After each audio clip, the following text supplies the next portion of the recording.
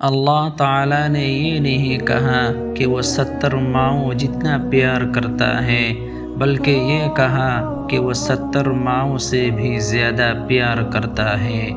وہ تمہیں تکلیف میں، کسی مشکل میں اکیلے کیسے چھوڑ سکتا ہے؟ اپنی کیفیت بتانے پر وہ تمہیں انسنا کیسے کر سکتا ہے؟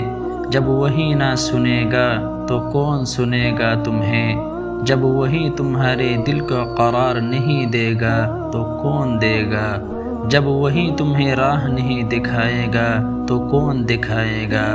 بے شک ایک صرف وہی ہے خوب جاننے والا دلوں کے حال، خیالات کے راز، بن کہی باتیں۔ الجھن ہے نا ابھی تھوڑی، یہ تھوڑی الجھن کی دور کو دعا سے جوڑ لو۔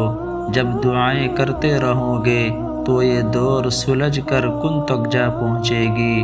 وہ تو چاہتا ہے کہ میرا بندہ الجھنیں بتائے مجھے، اور مجھ سے بات کر کے سلجھائے اسے۔ کائنات کی کوئی بھی چیز جب مستقل نہیں تو یاد رکھو تمہارا غم بھی عارضی ہے۔ بس اللہ تمہارا امتحان لیتا ہے کہ تم اس پر کتنا یقین رکھتے ہو اور اس کی محبت کے لیے کتنا صبر کرتے ہو۔ جب وہ برے حالات پیدا کرتا ہے تو وہ خود تمہارے ساتھ کھڑا ہوتا ہے۔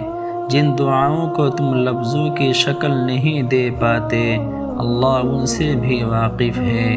تو پھر یہ کیسے ممکن ہے کہ جس تکلیف کا ذکر تم ہر نماز میں کرتے ہو، اس تکلیف سے وہ بے خبر ہو؟ تم ہی اس کے ساتھ پر راضی نہیں ہوتے، ورنہ وہ تو ہر لمحہ تمہارے روبرو ہی رہتا ہے۔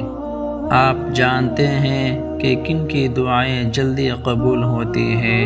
یقین والوں کی دعائیں۔ ایسے یقین والے جو دعائیں تو مانگتے ہیں لیکن پھر ان دعاؤں میں وضاحتیں نہیں مانگتے۔